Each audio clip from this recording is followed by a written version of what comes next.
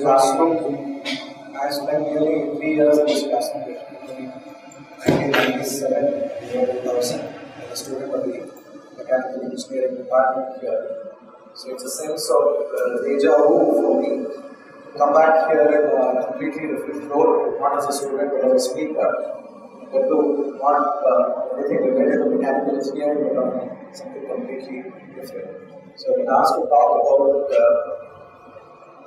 something which is not very pleasant, but something on which I think all of us need to be aware of, and also work to spread awareness about, is the Uttarakhand disaster which happened in the month of June, and it's being considered as one of the worst natural calamities to hit India after the tsunami in 2024. You see, Indian culture and spirituality are rooted in nature. Indian culture is environment friendly, it is eco-friendly, it is very nature sensitive. In fact, Indian culture tries to imbibe an attitude of respect towards nature. This is known to us, all of us who have been studying the life of Swami Vivekananda, the teaching of Swami Vivekananda. We know that Swami Vivekananda says that for any culture, religion or spirituality, there are three pillars which work as the foundation: philosophy, mythology and rituals. So Swamiji says these are the three foundations of any religion or spirituality. If you examine the philosophy, the mythology and the ritual of Indian schools of thought, spiritual schools of thought, you find that they are again rooted in nature. Not only they are rooted in nature, in fact, many of our cultural and spiritual attitudes are born of an environment which was deeply respectful of biodiversity. In fact, it is because India is so rich in biodiversity, I would say that some of these attitudes, cultural and spiritual attitudes which we have imbibed, are unique to this environment. Let me give you an example. You would have heard of this famous Sanskrit dictum which comes from the Upanishads, which comes from the Vedas, of a great Rishi who proclaims Ekam Sat Vidya Bhavan. I'm sure that in your classes you would have discussed this idea of the truth being one but being expressed in many forms by Rishis in their own ways. So you see, this attitude can be born only in an atmosphere where diversity is respected. If you look at the geography of India, if you look at the biodiversity of India, from state to state, from region to region, you will find an immense amount of biodiversity of flora and fauna here. In fact, if you take Tamil Nadu itself, we are very close to the Western Ghats region. You will find that there are many species of flora and fauna yet to be discovered, in fact, in the Western Ghats. So being born in such an atmosphere which is immensely rich in biodiversity, the mind naturally acquires an attitude of respecting diversity. You see, Indian environments, Indian nature, we try to discover unity in this diversity. Whenever we talk of Indian culture and spirituality, this is the central theme that all of us are told about, that India is a culture where there is unity in diversity. But often, of course, it is repeated as a slogan, we do not understand its true significance. Because today we are talking about natural disaster, I want you to look at it from a nature's point of view. If you look at it, the eco point of view of the statement of unity in diversity, you will find that our rishis tried to find this unity in the diversity which they saw. But we have to always keep in mind, we should be careful to remember that unity is not the same as uniformity. There is a lot of difference between these two concepts. Unity is different from uniformity. Nature does not encourage uniformity, it encourages diversity, but it tries to find a thread of unity in the middle of this diversity. Let me give you an example. You go to a school, before you came to a graduate college, you all went to school, you were asked to wear uniforms in the school, right? The school is trying to make all the children look the same uniform so that they learn the concept of equality. At a certain age, uniformity The imposition of uniformity perhaps is the first step to understand that we are all same at a certain level. But when you go to a deeper level, this uniformity in fact becomes a hindrance to finding that unity in the diversity. Uniformity could be, if you take the geography of a desert or an ocean, or perhaps the poles, the Antarctic and the Arctic, you will find that the nature here encourages or is full of uniformity. You find one desert everywhere. A person born in a desert, a person who lives in these poles, will not be able to appreciate diversity because he sees the same kind of topography all the time, all the while, everywhere.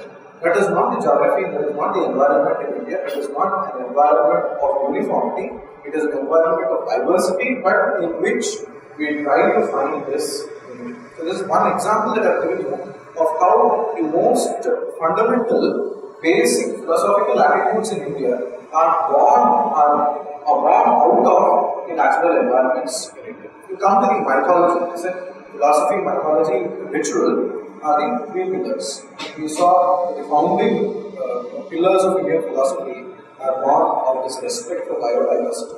When it becomes spiritual, we can call it as theodiversity. The same biodiversity which we see around us gets expressed as diversity in our attitudes, in our cultural and spiritual attitudes. To take the mythology in India, you again will find the same attitude of respect for nature which is deeply imbued in all our mythological stories. In fact, calling it as mythology, you see, is a misnomer because the English word myth essentially means something which is false.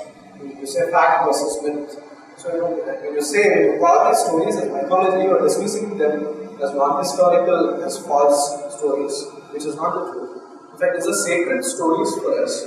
There is perhaps some core of truth in it, around which there is a lot of other ideas which have been embedded into those stories. So, calling them as mythology, I think we should avoid using the word mythology, we could call it as sacred stories. So, if you look at the sacred lore in India, you will see again that nature is imbued in it. You take the deities, for example, that we worship, right from the Vedic times to today.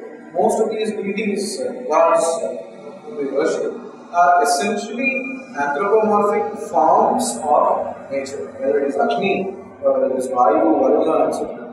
These are all deified forms of nature whom we have accepted as sacred to us. The Panchamahabhutas are worshipped in the forms of these gods.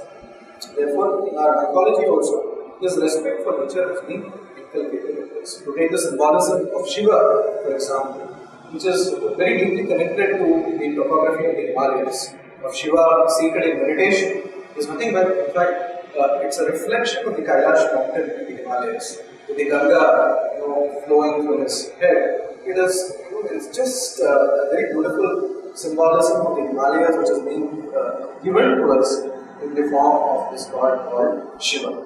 If you take the symbolism of the worship of Vishnu, the Vaishnava sects, you will always find that Lord Vishnu is worshipped along with his two consorts. One is Lakshmi, the other is Bhudevi. So you will find that Bhudevi is always married to Vishnu. If you don't look at it literally, if you look at the symbolism, natural symbolism embedded in it, we have always tried to interlink the earth with the heaven. We say that the heaven and the earth are married. Vishnu representing the heavens, the earth being represented by Bhudevi. So we have always considered this close connection between heaven and earth. These are not two diverse entities for us. So this is the way in which the Vaishnava sects have encouraged respect for the earth through its mythology. If you take the symbolism of Brahma and Saraswati, once again you find that this deity who is being called as Saraswati is none other than the mighty river Saraswati of the Indus Valley civilization, the Saraswati civilization as it is being called today. The river which supported the most ancient civilization of the world is what is worshipped as the goddess of learning today. So mountains and rivers and nature, as I said, is central to Indian spirituality. You cannot be divorced from nature and then claim that you are spiritual. Spirituality is not divorced from nature. Coming to the rituals, most of you, I think, would have celebrated the Ganesh Utsav basically last month. You will find that every detail of the rituals, if you examine, you will find that there is a lot of importance given to nature, given in our rituals. In the Ganesh Utsav, for example, when you worship Lord Ganesha, you are asked to procure 21 different types of leaves and flowers for the worship. In fact, worship of Ganesha cannot be completed unless you have these 21 different types of leaves and flowers to be ritual. So this is simply one way of encouraging that respect for nature through simple worship rituals. That seasonal plants, seasonal fruits, seasonal types of diets are encouraged through festivals like the Ganesh Utsav. So you can take any number of rituals like this in India. Morning rituals, for example, when you wake up, there are certain shlokas which every Hindu is expected to chant when he wakes up. For example, before he puts his foot down on the floor, he seeks forgiveness from Mother's Prasham Kshamaswam. This is one of the morning shlokas that many millions of Hindus continue to chant even today. That please forgive me, O Mother Earth, and putting my foot on you every day. So these are small ways, small rituals through which respect for nature has always been encouraged in India. Or for example, when you take a bath, wherever you may be, whether you are taking a bath in a river or in a pond or in your own houses, you always chant the shloka, because you are invoking the presence of the major rivers of India, Ganga, Yamuna, Saraswati, Godavari, Nanda, etc. May these rivers, may the presence of these rivers be invoked in the waters in which I am bathing. So again, you see, through this simple ritual of bathing, one is being taught to respect the rivers as sacred in India. In fact, I recall my experience in Rishikesh when I had been to the Ashramya Gurukulam of Swami Vivekananda's ashram for a few days, for a few weeks, stay there for a spiritual course there. And when I went to take a dip in the Ganges river in Ganga there, in Rishikesh, Bihar, I remember an experience very vividly. When I was about to step into the river, there was a local person who was sitting on the banks of the river, a sadhu, in fact. He stopped me and he said, look sir, this is not the way to enter the river. One should not put one's foot into the river first. You have to take a little bit of water, sprinkle it on your head as a mark of respect, and only then you should enter with your feet into the river. So the local people are imbued with this kind of respect for the rivers in India. So if you look at the rituals in India, they are suffused with respect for nature, respect for the rivers, respect for the mountains, and for the natural resources of this country. It is not a coincidence that Adi Shankara, who established these 4 matters across the length and breadth of this land, did it at very specific places, in the north, in the east, in the west, in the south being Shringeri, the other 3 places as you know. These were very specifically chosen, and that is why we are asked to visit these 4 places at least once in a lifetime. It is because to encourage any respect for the entire topography and the environment of India, that such pilgrimages were encouraged. That is the reason why most of our temples and pilgrimage places are located on hilltops, on mountains, on river banks, tirthas. These are all naturally natural places of great eco-sensitivity, environmentally very sensitive places in which our places of pilgrimage are being located. It is to sensitize people to issues of protection of nature that these spots are being selected. So as I said, philosophy, mythology and ritual, all these 3 pillars in Indian spirituality are nature friendly, they are eco-sensitive, they work towards inculcating an attitude of respect for nature. This being the case, the problem is that today there is a dichotomy, there is a disconnect in our minds, in the Indian mind. There is one side which theoretically respects nature, there is the other side which in practice is actually destroying nature. All of us have this dichotomy, and we have seen this in our common public life. You take, for example, respect for animals. Respect for living beings is again a central part of our culture. All the animals have been given a specific place in our culture. If you take the vahanas, the vehicles of all the gods and goddesses, You find that from the smallest rat to the biggest animal, everyone has found a place in the symbolism of the gods in India. The rat being the vehicle of Ganesha, the peacock being the vehicle of God Yogi, bull being the vehicle of Lord Shiva, the lion being the vehicle of Goddess Shakti, elephants, every animal you will find is respected, is worshipped in India. There is no animal which does not find a place in this pantheon of 33 crore gods and goddesses. So therefore there are temples in India where rats are fed, there are temples in Rajasthan where foxes are fed, there are temples where every kind of animal is respected, nurtured and taken care of. But in practice, look at what is happening. You take this festival called Nagapanchami, which comes every year in the month of July and August. And we just had it in the month of August, where people worship snakes. Snake worship has become a theme in India because being an agricultural country, 80% of this country still being dependent on agriculture, it is not a bad thing as modern intellectuals tell us. That we are centered around agriculture, our lifestyle is centered around agriculture. Snakes play a very important part, as you know, they are the farmers' friends. And also, you're forced to interact with snakes in everyday life. The farmer has to deal with snakes in his everyday life. There are 50,000 people who die of snake bites in India every year. So, a kind of respect for snakes has been imbued in our culture so that we learn to interact, coexist, in an atmosphere of harmony with these animals. But what has happened today is that we have a day dedicated to the worship of snakes, the celebration of snakes. On the other hand, the moment you see a snake in your house or in your land, you immediately try to kill it. This is the public, the general response that we find. So this is the dichotomy that I am talking about. That theoretically you respect a particular animal as sacred, but in practice you are actually trying to destroy it. You don't know how to deal with its presence in your everyday life. The same is true with the rivers today. All these sacred rivers which we worship as only as sacred today are being defiled with complete indifference and with complete disrespect all over India. We know even including the Ganga, if you go to the sacred pilgrimage places like Kashi, etc., where Ganga flows, where the river runs, where the Ganga is. It is a very common sight, particularly in Manikarnika Ghat, Kashi, you will find that half burned dead bodies, half decomposed dead bodies are simply disposed away in Ganga.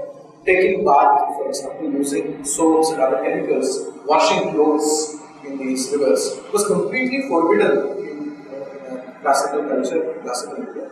People would not go to the river to take a bath as we do in the house. In fact, before you go to the river, you are expected to take a bath in the house. You clean your body and only then you take a dip in the river. You go to the river only to take a dip. You not wash yourself in the river. This was the traditional attitude. And we find that these attitudes have been, these practices have been completely destroyed today.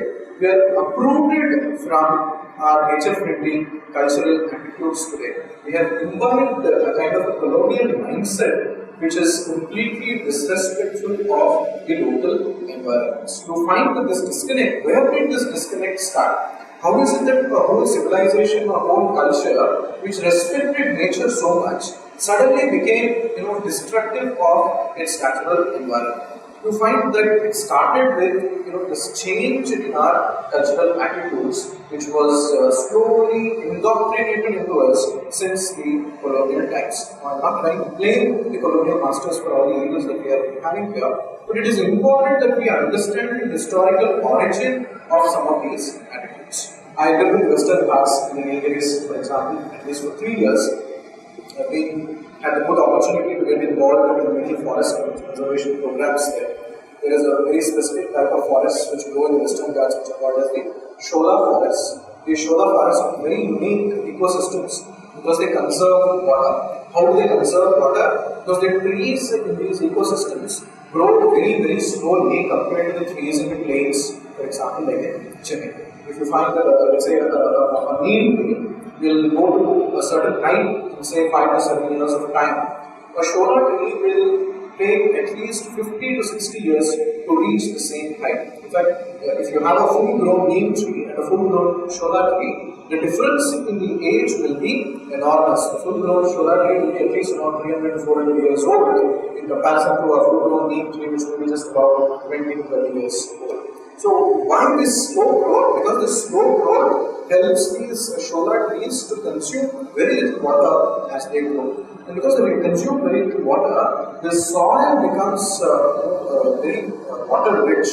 The roots of these shola trees help in conserving, holding a lot of water in the soil. As a result, wherever there is a pocket of shola forest, even if it is a very small pocket of shola forest, there is a small town called Kotagiri, one hour from Koti where I lived for 3 years.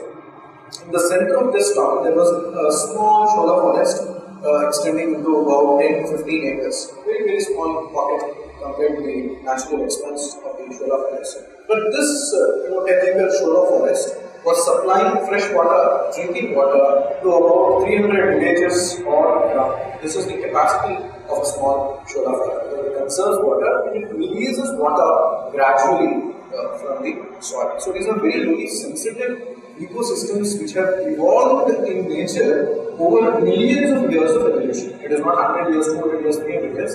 It has taken millions of years of intelligent evolution for such ecosystems to be put in place which sustain the environment and the people of that place. And what do you find? You find that since British times, since the times that the British started living in places like Ooty, they made Ooty and Darjeeling in these hill stations as their summer capitals, you find that they introduced cultivation of certain exotic species which were completely against the natural environment of that place. You take this tree called the eucalyptus, for example. It is a very common herb which is used as a painkiller today. You will find in any herbal shop, you can buy eucalyptus oil as a painkiller for headaches, joints, aches and sprains, etc. So this cultivation of eucalyptus was started by the British. You go to the Nilgiris where large tracts of these shola forests have been destroyed and have been replaced with this eucalyptus plantations. The very first thing that you will notice is that these places have become like arid regions devoid of water. Wherever there is a eucalyptus plantation, there will be intense acute water scarcity in those villages because the eucalyptus consumes huge amounts of water. In fact, if you cut down a eucalyptus tree, you cut down the bark of a eucalyptus tree, from the bark itself you can collect several buckets of water. It will be losing water throughout. It consumes a huge amount of water. So this is one way in which these exotic species have become a headache for the natural environments of the Western Ghats. The second most destructive practice which the British started in the Western Ghats is coffee and tea plantations. These have completely destroyed again the natural shola forest there. Hundreds of hectares of natural shola forest was destroyed and cleared for the plantation of tea and coffee. The British said that it will generate jobs, it will generate employment, and that these forests are not good for any type of environment, etc., that they will not be able to naturally produce. This is the kind of arguments which they put forth, and you find that our urban intellectuals, even today, out of their ignorance, out of their indifference for the natural environments, continue to argue in this way, in the same way in which the British argued more than 250 years. And you find that again, these tea plantations and coffee plantations have depleted the complete fertility of the soil in the Nilgiris to such an extent that there was a time about 7-8 years ago when the entire tea industry in the Nilgiris in the Western Ghats collapsed because the soil fertility had become so poor that the quality of tea which they were producing was very, very poor. And a kilo of tea, which was earlier somewhere in the 90s, if a kilo of Nilgiris tea would be sold around 40 to 50 rupees a kilo, it came down to 2 rupees a kilo, destroying the entire local economy. Small tea growers, etc., who were dependent on this tea cultivation, coffee plantation, etc., suffered a lot in the last 10 years because of this depletion of the soil fertility there. And therefore, the farmers become increasingly dependent on chemical fertilizers for enriching the quality of the soil. And we find that any amount of chemical fertilizers today, as we know, they have their own side effects. It cannot enrich the soil in the way that the natural rotation of crops can do. The natural rotation of crops was practiced in India intensively in order to increase the fertility of the soil. Organic manures were utilized. And today we find that again, all these have been replaced with a lifestyle which is completely heavily dependent on chemical fertilizers and pesticides. And the side effects are visible today. Cancer is the direct side effect of the excessive use of these chemical fertilizers and pesticides in crops and vegetables today. All the vegetables which you consume every day diet is today poisoned with these pesticides and fertilizers. Perhaps many of you would have seen in Amir Khan's episode of Satyanam Jayate where he was talking about the chemical fertilizers. There is a train in Punjab which is called as the cancer train because every day thousands of cancer patients in the agricultural regions from Punjab utilize this train to go to cancer hospitals in Gurgaon and Delhi and other areas. So these trains are being today nicknamed as cancer trains because almost every house there are at least 2 to 3 cases of cancer. There is an epidemic of cancer in agricultural areas today because of this excessive, indiscriminate use of fertilizers and pesticides. To take before coming to the Uttarakhand issue, let me deal with one issue which is directly relevant to the people of Tamil Nadu. It is this debate which has been going about the bridge which is called as the Ram Singh. So, recently there was an incident in the Supreme Court when it came for hearing in the Supreme Court. One of the advocates of the government, in fact, refused to take up the case because he said it goes against my faith, it also goes against all the advice reports given by the environmentalists. So this whole idea of breaking the Ram Singh, you know that there is a bridge which connects India to Sri Lanka. Now whether it has been built by Rama or not is a historical debate. I will not go into the debate because it is not the place class. Whether it has been built by Rama or not, one has to recognize that the people of the Ramayana's time, Valmiki at least, we have to recognize and appreciate that they were aware of this bridge.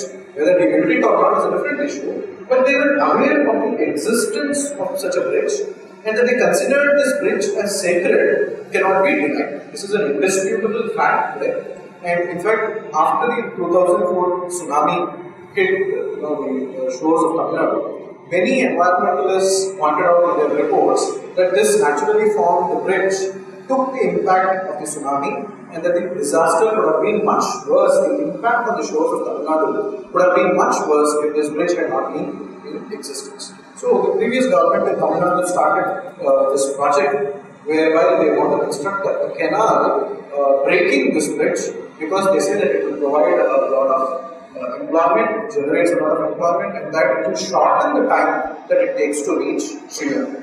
Now, environmentalists have again and again pointed out that the benefit that you are going to gain in terms of the reduction of the time is only about 1 hour.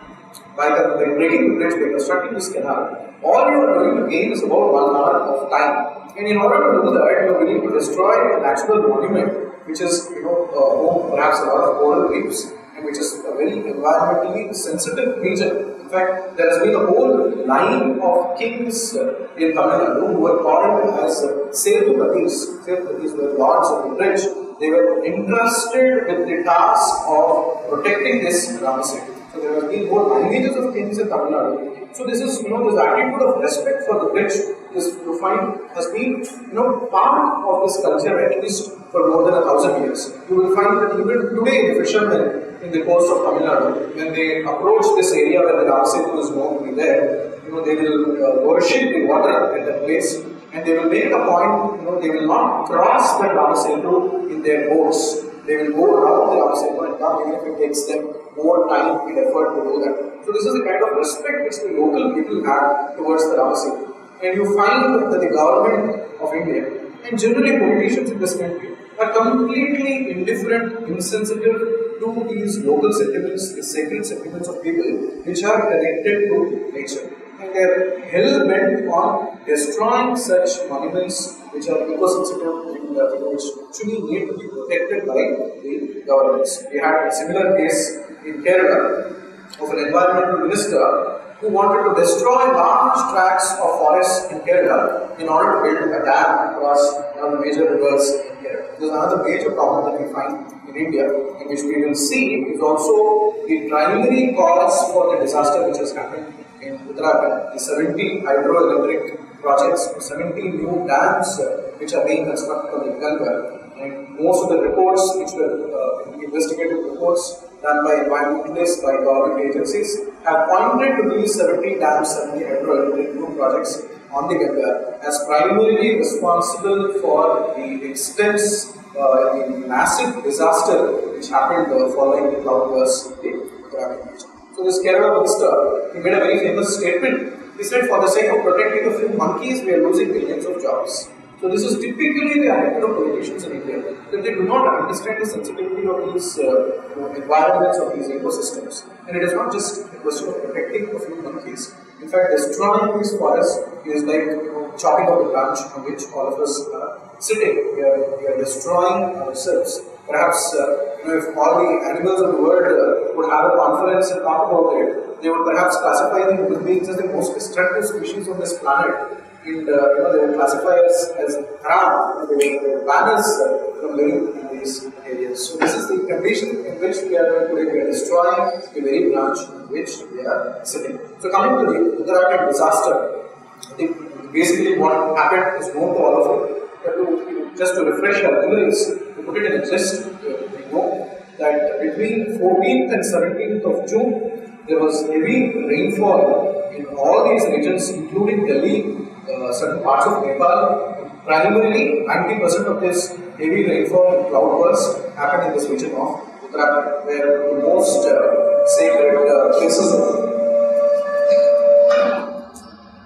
sacred places of pilgrimage are there, including the Char Dham, as you know, Gangotri, Kedarnath, Convener, etc., which are visited by lakhs of pilgrims every year. Usually, particularly, the concentration of pilgrims happens in the month of May and June, where the climate is usually conducive for making that pilgrimage. So, on 14th, this rainfall started, and in fact, there is a background to this rainfall, which perhaps many of us do not know.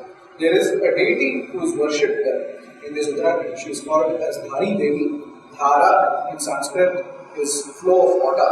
So this Dhari Devi is considered as a deity who presides over the flow of water in the rivers in Uttarakhand. The local people believe that she is the protector goddess of the entire Uttarakhand region, and that if she is disturbed, if a temple etc. is disturbed, it will lead to natural calamities. This attitude has been there for decades, for hundreds of years. This temple has been there, she has been worshipped there, has been protected goddess. You will find the same with all pilgrimage places in India. Usually there will be a protector deity. There will be sthala. There is a person who is the protector of that sthala. For example, if you go to Kashi, you will be told that this demigod called Bhairava is the protector of Kashi. So before you go to Vishwanatha, worship Vishwanatha, you are asked to go to Bhairava and give your respects to the protector of that particular place. So this is again a very beautiful culture, an attitude of respect for the local environment, which has been inculcated through these deities who are considered as the protectors of the local environment. We find this is, since we are all students of Vivekananda study circle, it is something that all of us should know, that even the monks of the Ramakrishna mission, of the Ramakrishna Mata, they respect these local traditions. They do not violate these local traditions. When let's say a monk is transferred from one place to another, let's say I remember when I was in Mysore, a monk had come to visit the Mysore center of the Ramakrishna mission. And the day he landed there, he immediately went to the Chamundeshwari temple. And Chamundeshwari is the local protector goddess there, the deity there. So this is a very strong tradition of the Ramakrishna mission, that when you are posted to a new center, when you go to visit a new center of the Ramakrishna mission, you should also go and pay respects to the local deity there, who is considered as a presiding deity of this place. So what was happening in Uttarakhand was that the government, in order to facilitate these 70 hydroelectric projects, was trying to destroy this Dhari Devi temple and to relocate the temple of Dhari Devi. The local people had protested several times. For months together, in fact, a protest was going on with local people. The people were telling the government not to destroy the temple, not to demolish the temple, not to move the idol of Dhari Devi, because they believed that it would lead to a natural calamity. Initially, the government agreed, then they dilly-dallied, then finally on 14th June, the temple was demolished, the idol was removed from the temple. Believe it or not, within 3 hours of the Dhari Devi temple being demolished and the idol being removed, the disaster in Uttarakhand started. The heavy rainfall in Uttarakhand started, and the heavy rainfall led to melting of glaciers.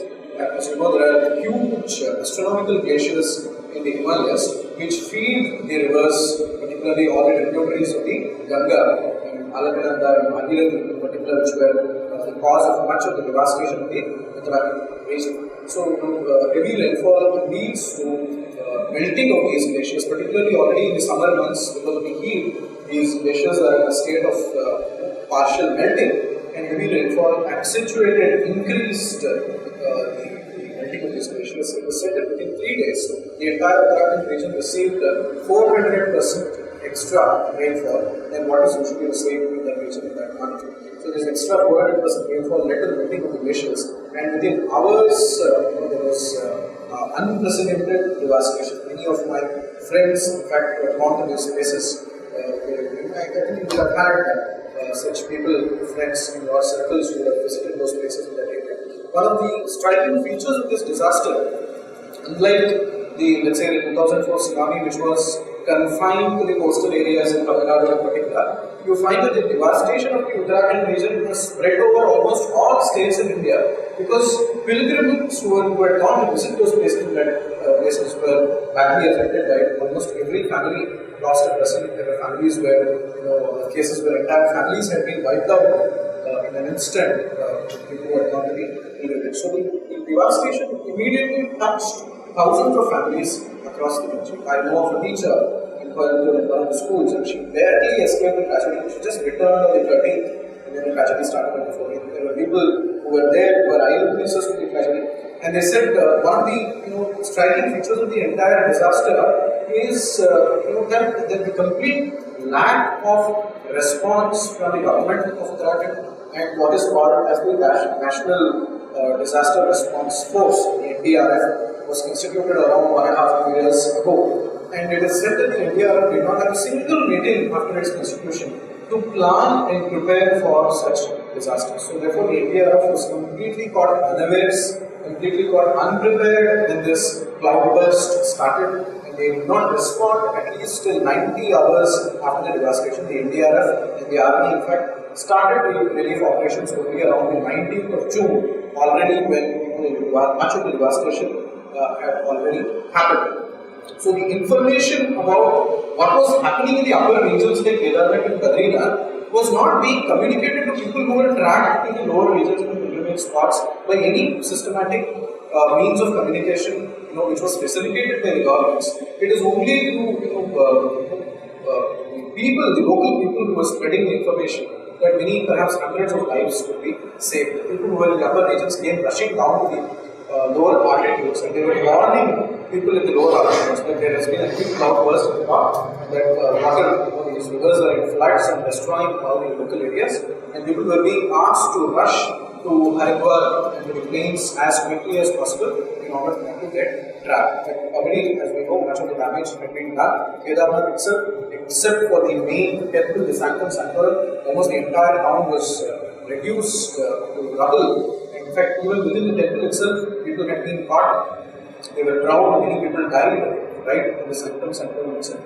They were drowned in the rising waters. The same happened in most of these places. Bharatiya, at least around 12,000 pilgrims were stranded for days together without food and water. Many of them died of starvation. The government really flung into operation only very slowly on the 19th. In fact, the leader of the opposition, the Lok Sabha, when the statement was taken up nearly 1 month after, in July, when the whole Uttarakhand disaster had been taken up for discussion, the Parliament had to wait for 1 month nearly in order to even take it up for discussion in the Lok Sabha. That was the slowness of the response. Why I am saying this is that we find that all these issues are also interlinked to good governance in this country.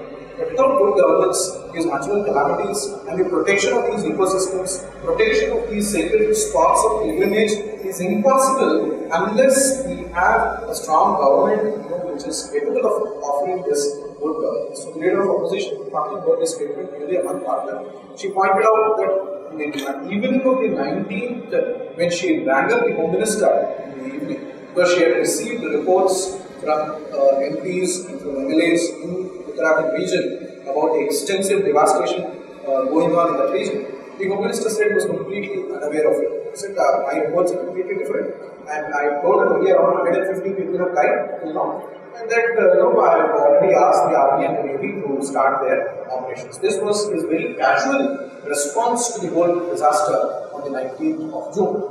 And we know that the government went on revising its death toll, because they were, you see, a government which is inefficient, which is incapable of dealing with a disaster, their very first response is to deny the disaster. They are not willing to acknowledge that it is a disaster of such a mighty and scale magnitude. So they went on denying the disaster and the death toll. Initially they said 150, then they revised it to 300, then they said 500, then they said 1000, then finally they came to 5000. And today the official figure, the conservative official figure, 2 months after the disaster is standing at around 5700. But actually, as we know, most of the people have reported, the death toll is much higher. The minimum death toll is considered to be at least around 10 to 15,000. It could be even more, because the problem is that the government, even today, now it is almost the end of September, almost 3 months after the disaster, even today the government does not have a proper list of casualties with them. They do not know how many people are missing and who are these people who are missing and how many people have died. There is no proper statistics available with the government, because the government has still not ordered a proper list. You have to ask the local MLAs and the local officers to provide you with the list of the missing and the dead.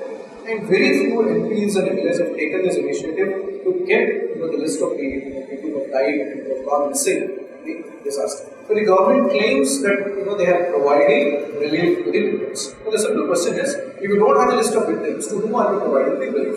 The central government announced 3 lakhs ex gratia to all the dead.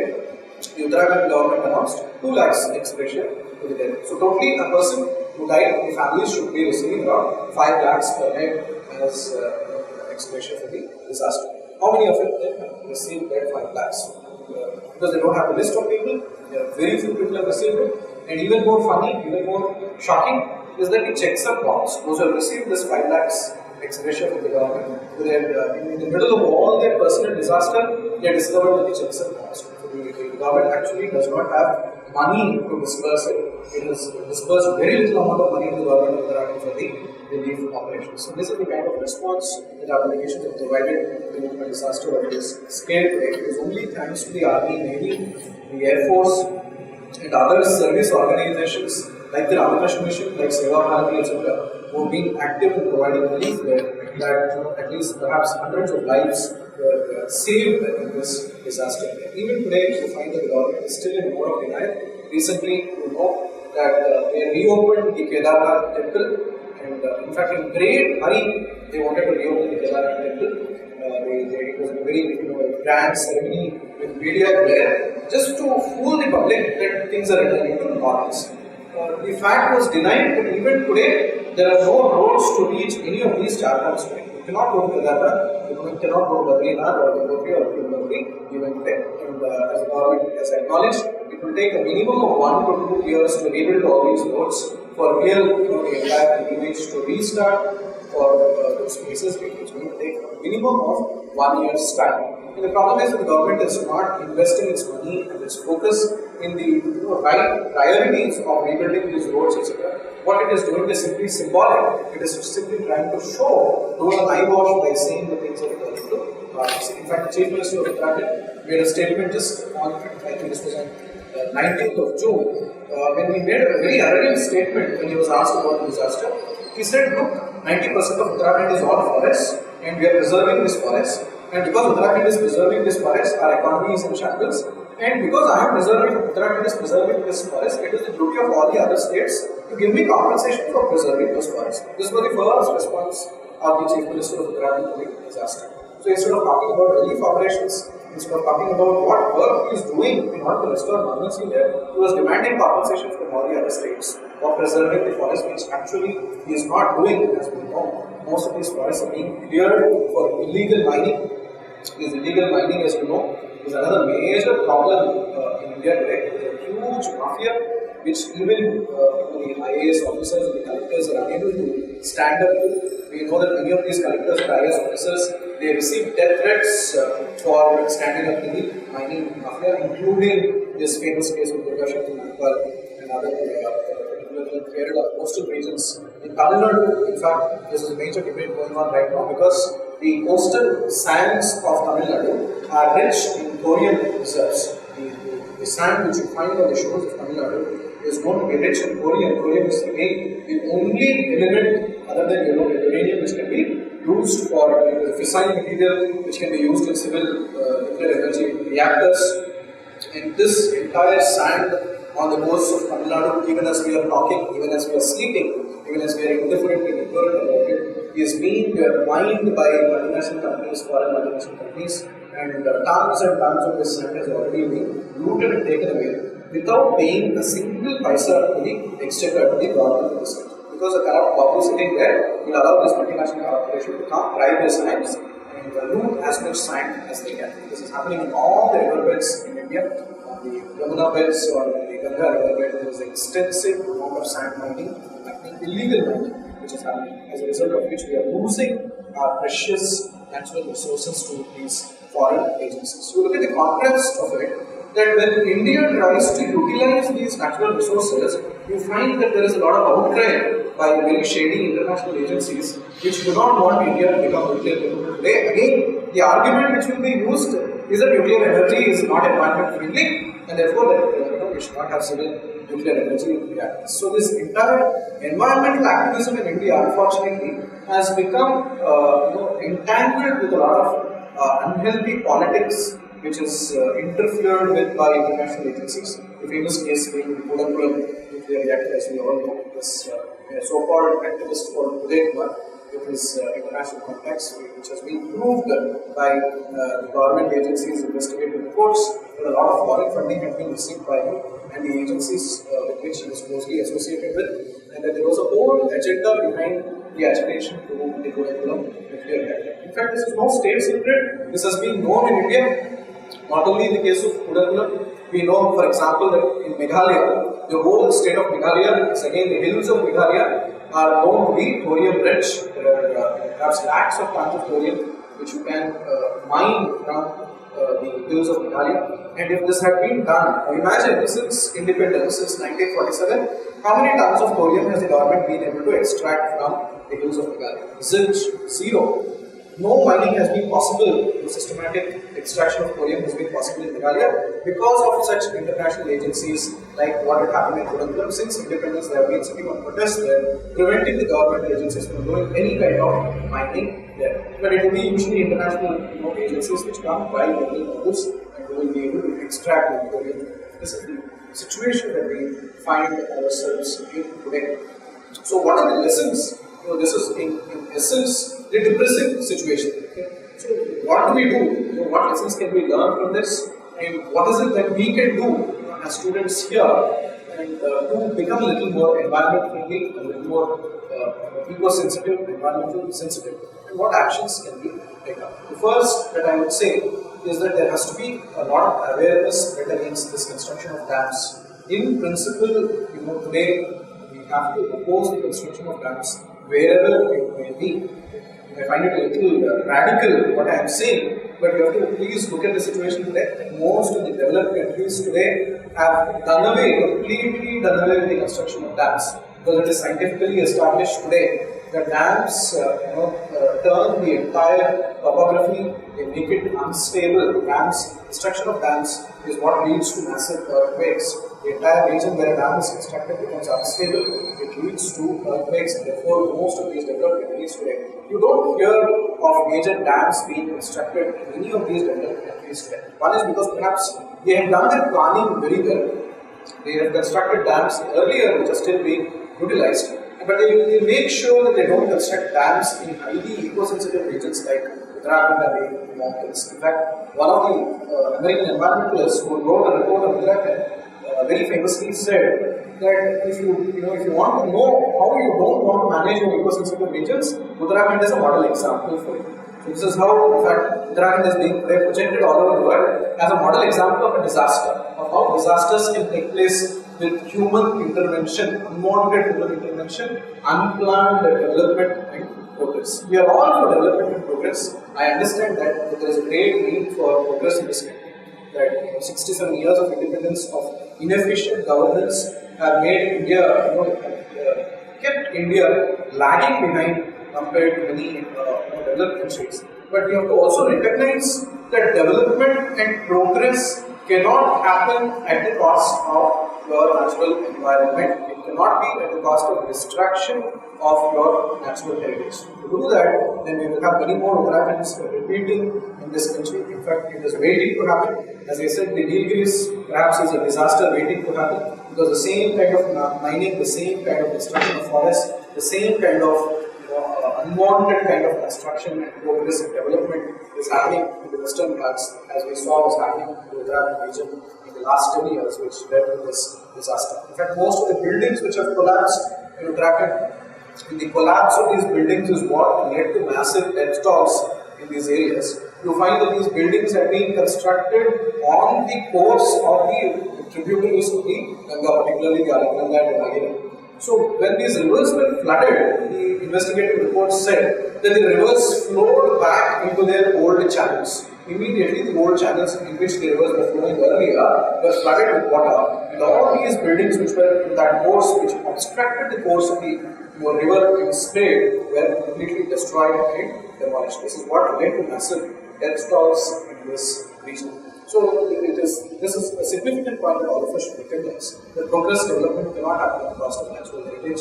Dams, we have to put a full stop to construction of dams. In fact, it was Nehru, post-independence, who said dams are the modern temples of India. But I think we have to look at dams as the modern threats to India. And we have to stop this construction of dams, particularly immediately.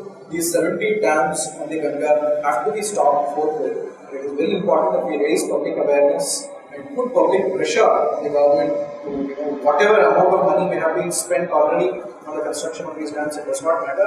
Stopping these dams is extremely important to prevent further destruction in this region. And no country, no other country will do a foolish step in building dams in a region where the soil, the water is so volatile as in Uttarakhand, where landslides and floods, where it's always prone. It is vulnerable to landslides and floods. You cannot go and construct huge number of dams on the rivers in this region.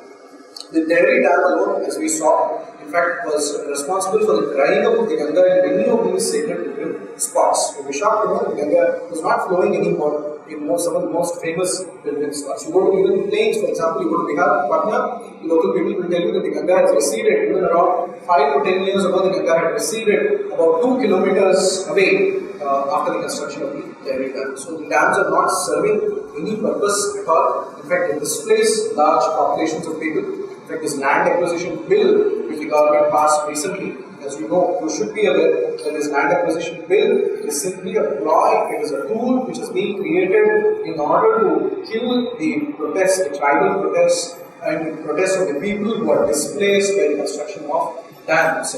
In the name of providing adequate compensation to these people, the lands, agricultural lands, forest lands, and eco-sensitive regions are being acquired, taken over by force by the government for the construction of these new dams. The logic is very simple. The construction of a dam runs into hundreds of crores. Wherever there is hundreds of crores, all the corrupt baboos and haters will flock to it like bees to honey. So these huge projects, massive projects, which will involve thousands of crores and hundreds of crores, are always prone to corruption.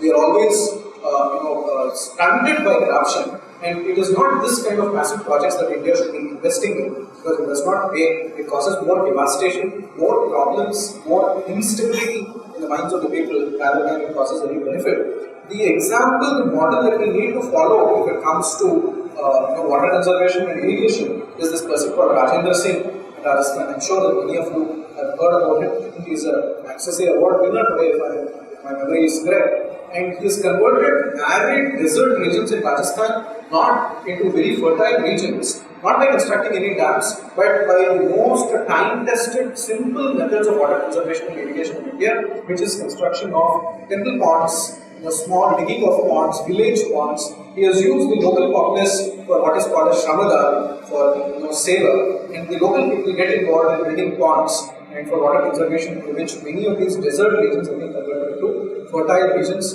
And it is this model, in fact, which does not cost anything at all. Perhaps it costs a few lakhs of rupees to construct a pond, not more than that. Maximum is what it will take you compared to the hundreds of crores, thousands of crores which we are spending in constructing these huge dams. I think this is a very, very economical, environmental friendly model which needs to be immediately studied adopted, replicated in all the states in India. This is something that all of us as young engineers we can do, particularly civil engineers, and it can be an interdisciplinary study also. We need to take up these simple models of water conservation and irrigation, which India was in fact famous for right from the Indus Valley civilization's times. You would have all studied about the Great Bath of Mohenjo-daro.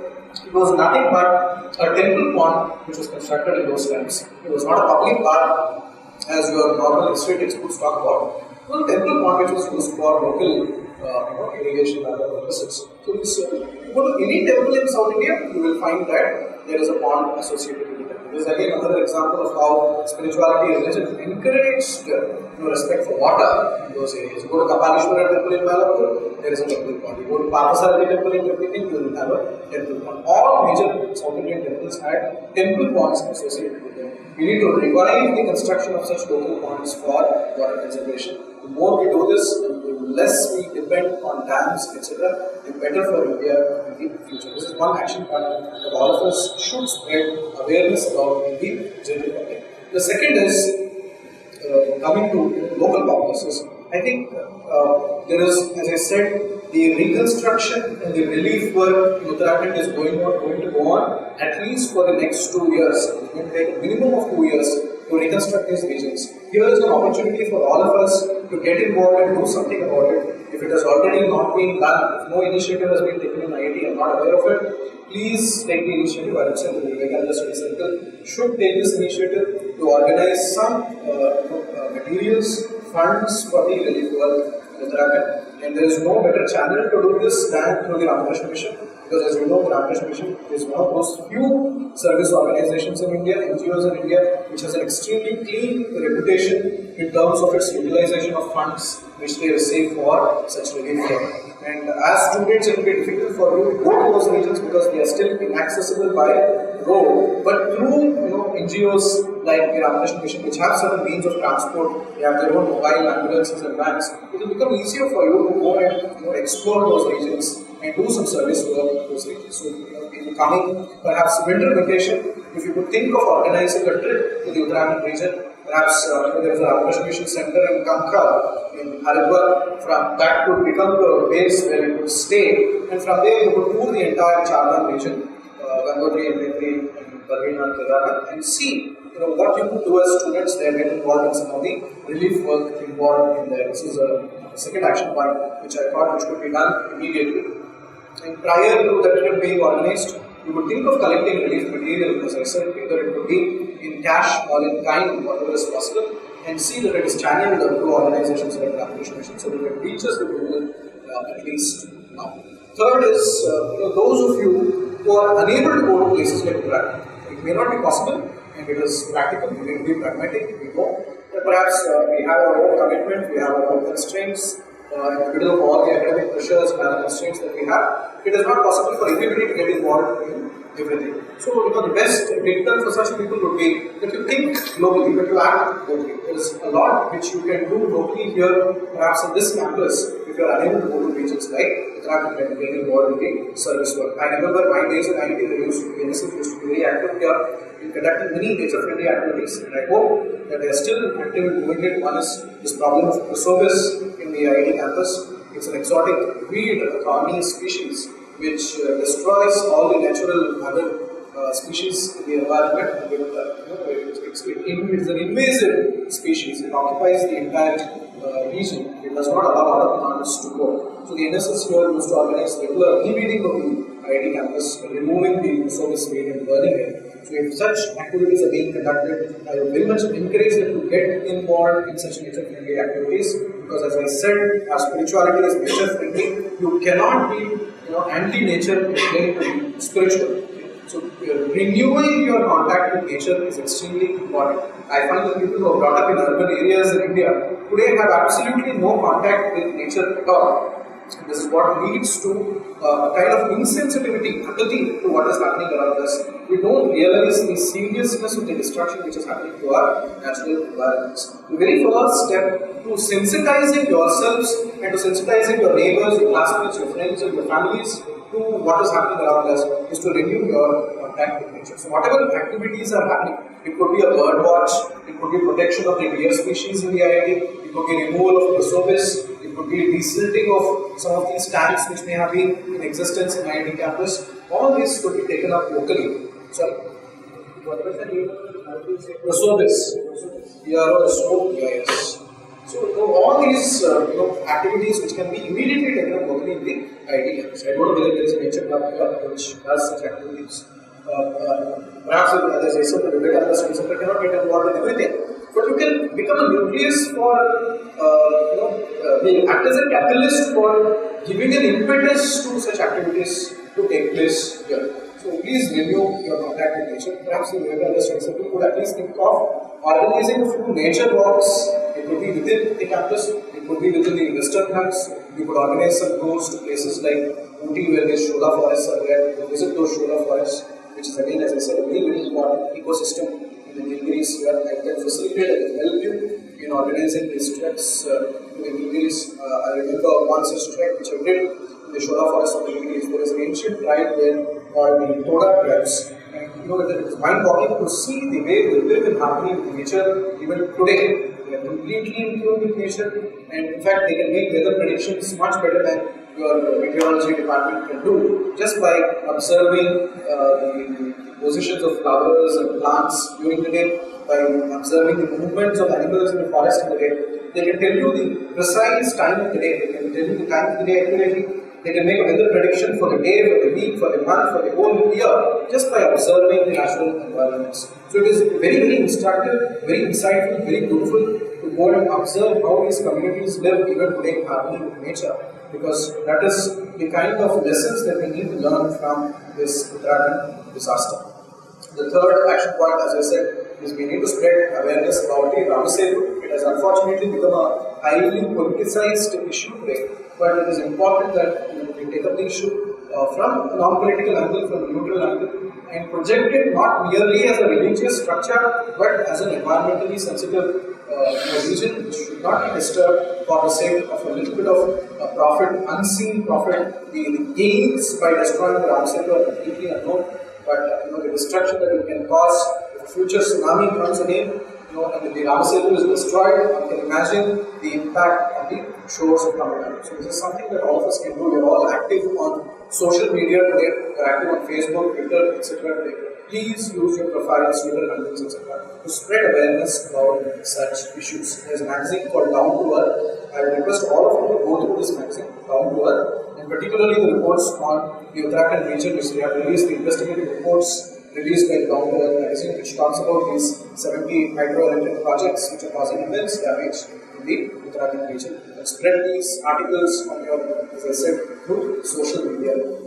So these were a few action points which I would think of, which I think all of us would take up as part of our everyday lives in order to renew our contact with nature, in order to revive our respect for our natural environment and heritage. Thank you for giving me this opportunity to talk about the disaster. Perhaps we could open the session for some questions.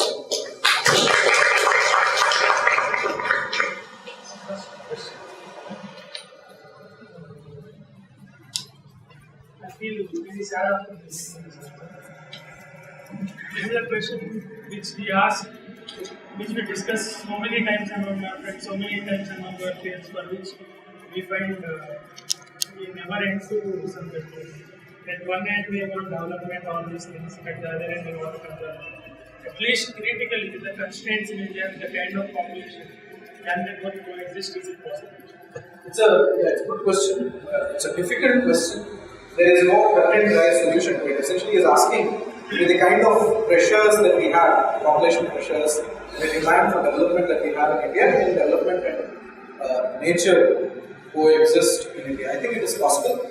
There is a thin line of balance which all of us can strike. It is very much possible. It's just a question of will. It's a question of planning. Systematic planning can do a lot in reducing the damage to the environment. I'm not saying that we should live in VCs and stop our progress in order to protect nature.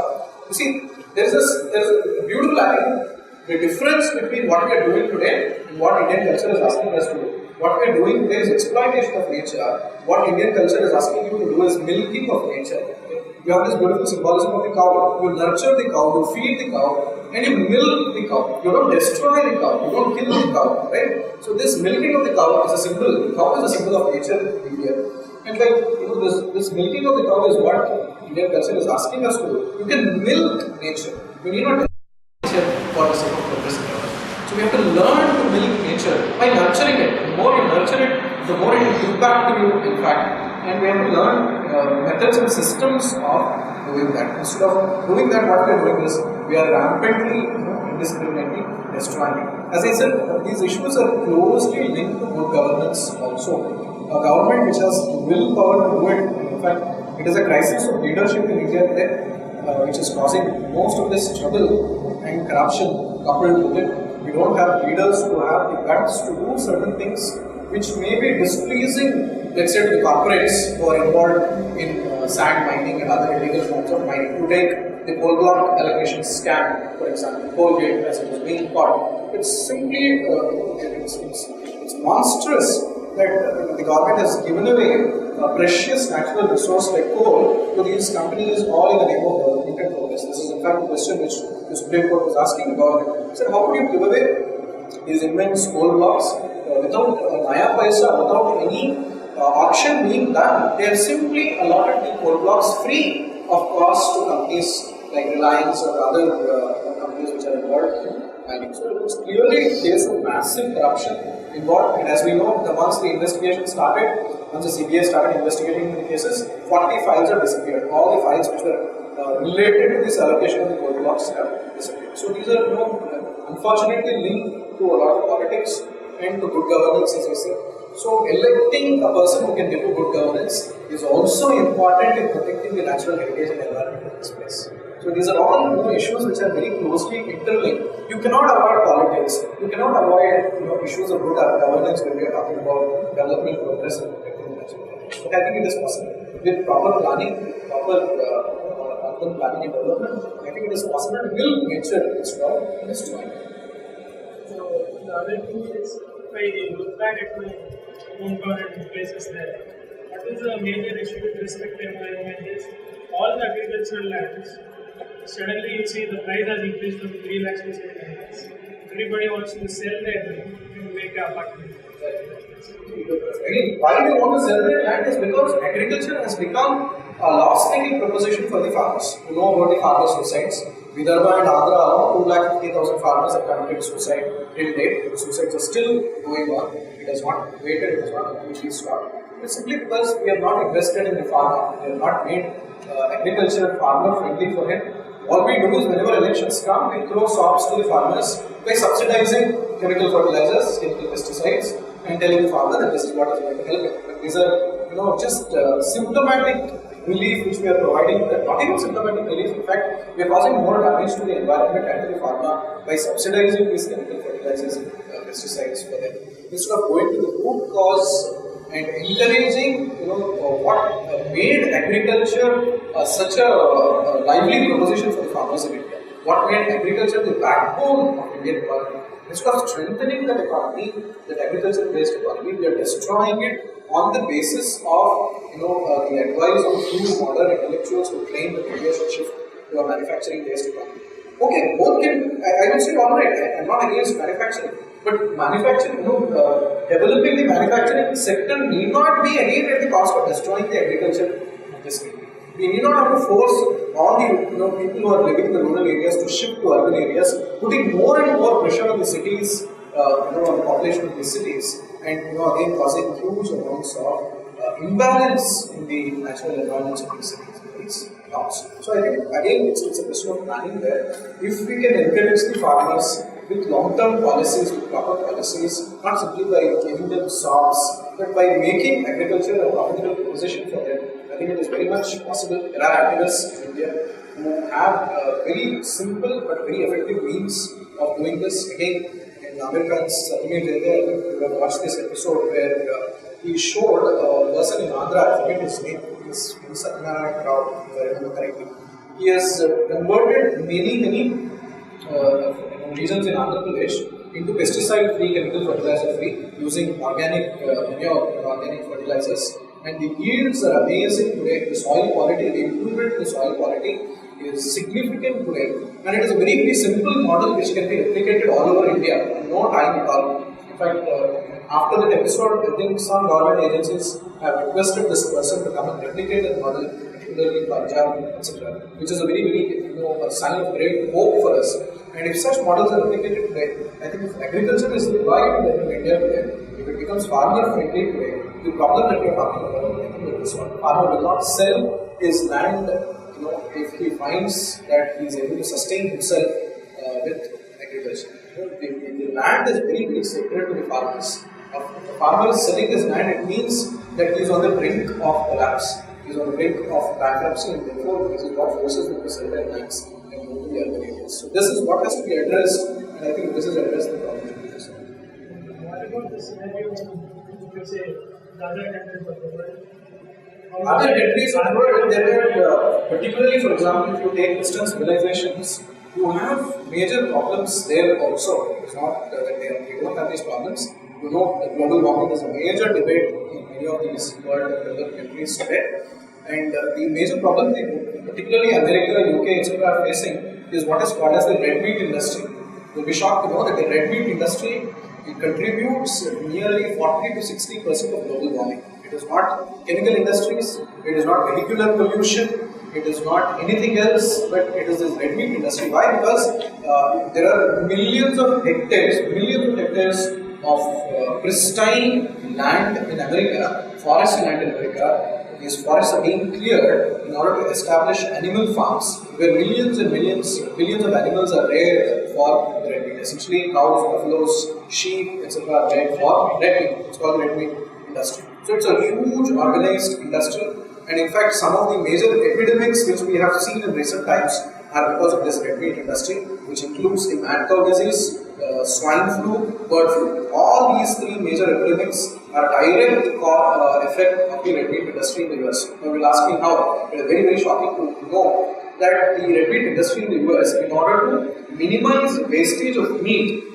what were they doing? They were converting their animals into cannibals. That certain portions, certain parts, animal body parts, which were not consumed usually by the consumers, were recycled back as fodder. They would dry this meat, powder it, and this powdered pellets of beef, for example, would be fed to the cows. Powdered pellets of chicken, for example, meat, would be fed back to the chickens. And by becoming cannibals, nature will naturally react. When the cow is meant to be a vegetarian animal, it is not meant to be carnivorous. And when you are forcing it to become a cannibal by eating its own species, the meat of its own species, you will naturally have a reaction. The reaction to this was the mad cow disease, a virus which destroys the brain of the cow. And if you consume the beef of that cow, it gets into movement and causes it's fatal. So, as you know, thousands, lakhs of cows in UK and America had to be killed mercilessly because of the mad cow disease. And the same in China. The poultry was doing the same thing, which led to the swine flu. Now with the pigs, the swine flu is a direct result of this red meat industry. In fact, since you have brought up this point, this is something that all of us, something which we can adopt in our own lives. It's a debatable issue. I know that many students here perhaps will be non-vegetarians. So when you ask them, when you talk to them about this, they may feel a little sensitive about it, they may feel embarrassed about it, they may even take a little offense at it, some of them may feel offensive about it, but I think this has to be done because the times are demanding it, and the red meat industry has to be opposed in the US. So adopting a vegetarian lifestyle is one thing that all of us can do in becoming nature friendly. So this is, it cannot be imposed on anybody. Okay? I'm not saying that you should force people to become vegetarian, but what we can do is spread awareness of how vegetarian, a completely vegetarian lifestyle can help in reducing the damage which is being done to the environment, particularly for global warming. Yes, sir. I saw a video regarding earthquakes. Regarding? Okay. Most of them might have seen it. In that they show like you said milk is good, yeah, milk is good, but they personally with the cow and getting all the lost cows, where nothing is left for the cow. That also good. Exactly.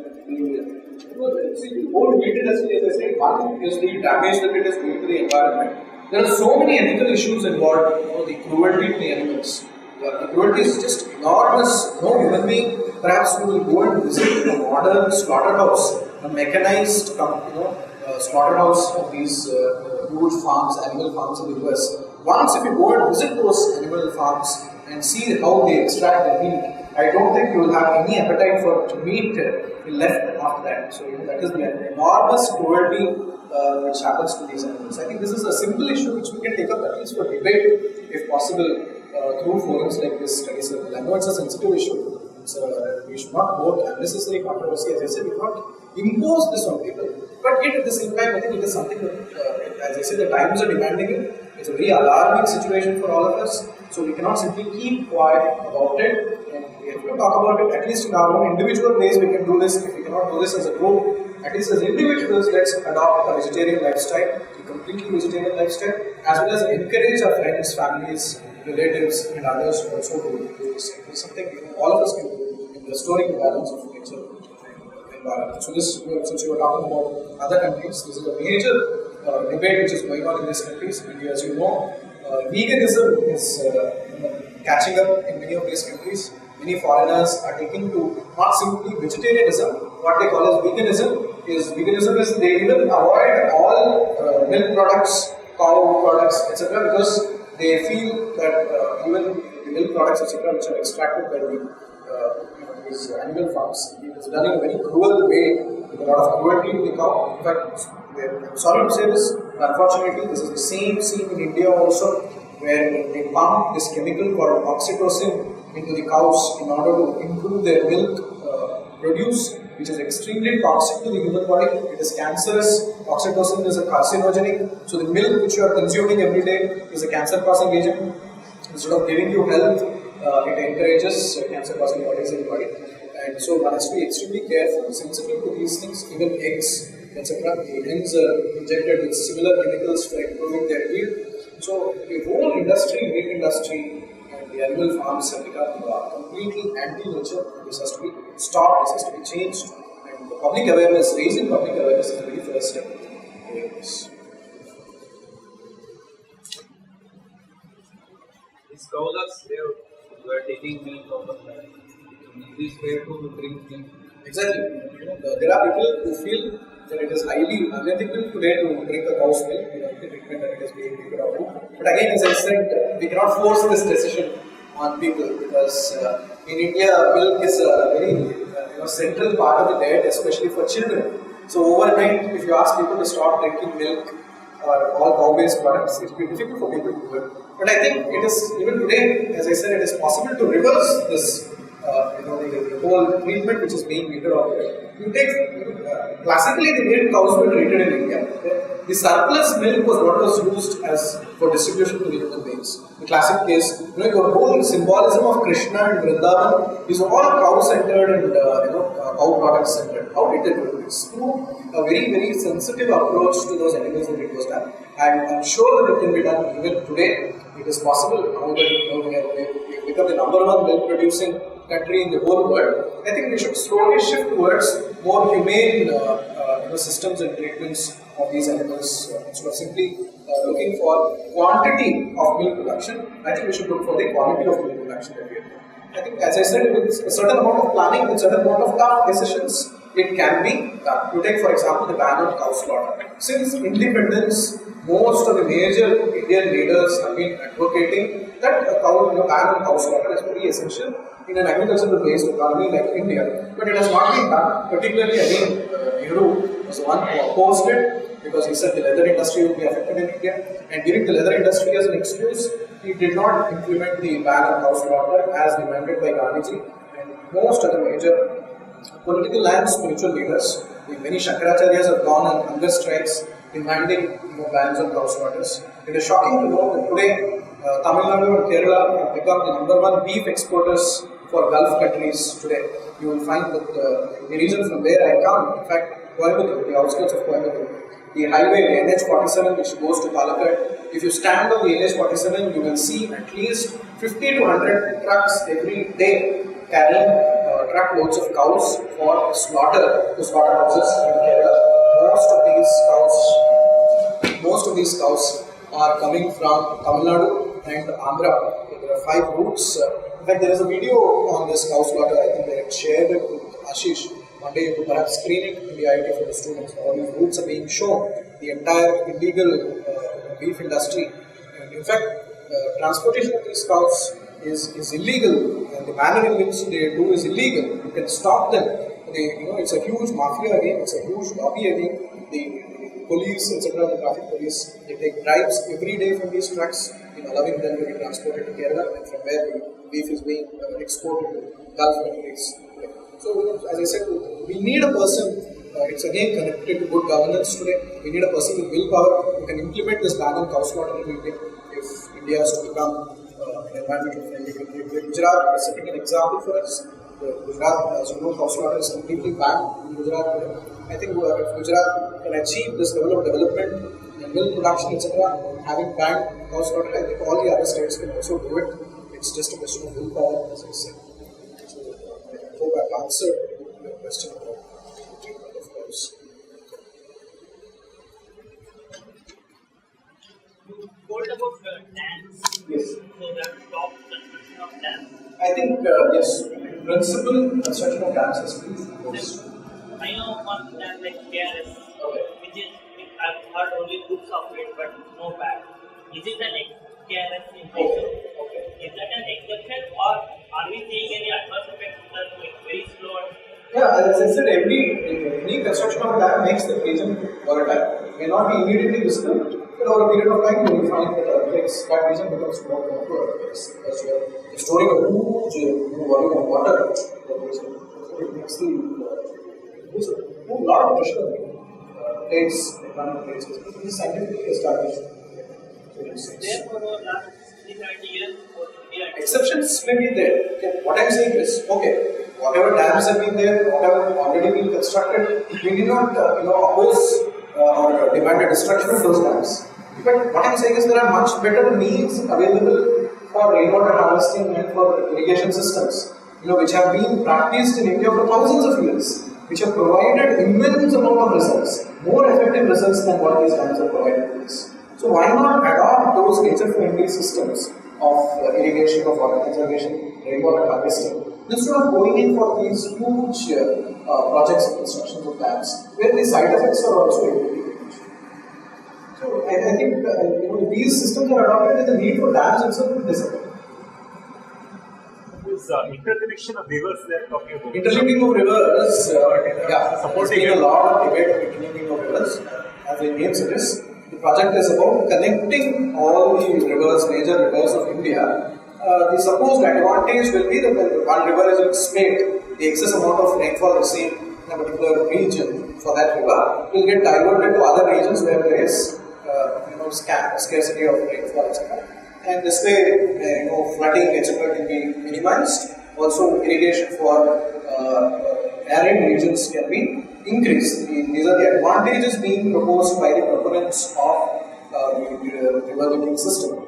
But there have been opponents also who say that when you tamper with nature, there is a reason why in nature certain things are in place. Without understanding those natural systems, when you tamper with them, the effects may be, the results may be unforeseen. So perhaps what we need to do is there has to be a scientific study of this interlinking of rivers. Maybe 1 or 2 rivers we need to interlink first, see maybe over a period of time what effects it has, whether it has some side effects, whether it has some disadvantages, and only then implement it on a national scale. Simply out of zeal for doing it, I don't think we need to take it up because there are environmentalists who are pointing out that it can have certain unforeseen consequences. When they started off with dams, that time everybody thought that dams provide so much, means there is no side effects. Again, you see, this interlinking of rivers will be a massive project, thousands of crores, corruption.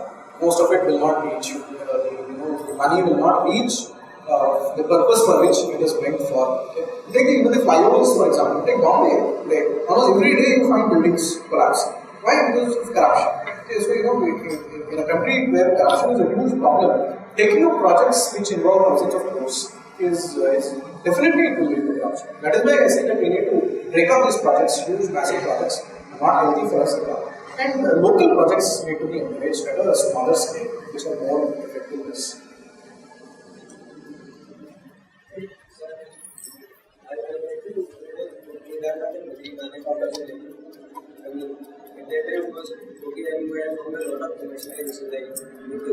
करवा is very sweet, usually for around 100 rupees. Like then people don't get easily, they will tell you how much you pay, how much you should pay. But there, notice one thing, again, during now technology, some 25,000 people I think because I mean, I don't know what is the government status of like people every but the only thing that was not destroyed was the meditation, the way Shakti, like where Adi Shakti Samadhi only the extent was like everything else was destroyed. That's something we can get from the there's one part, what is called commercialization. One has to be. I think Maharashtra was amazing as well, like See, what happens is pilgrims go to these pilgrimage places and they find that there's a lot of haggling over the prices of puja materials, etc., which irritates the pilgrims. So he's calling it as commercialization. But one thing that we need to keep in mind is that thousands of families earn their livelihood by being dependent on the sale of such materials. If you take the Kabaleshwara temple itself, I know a student group which did a study here. You will be surprised to know that there are 5,000 families which are earning their livelihood by selling flowers alone around the Kabaleshwara temple.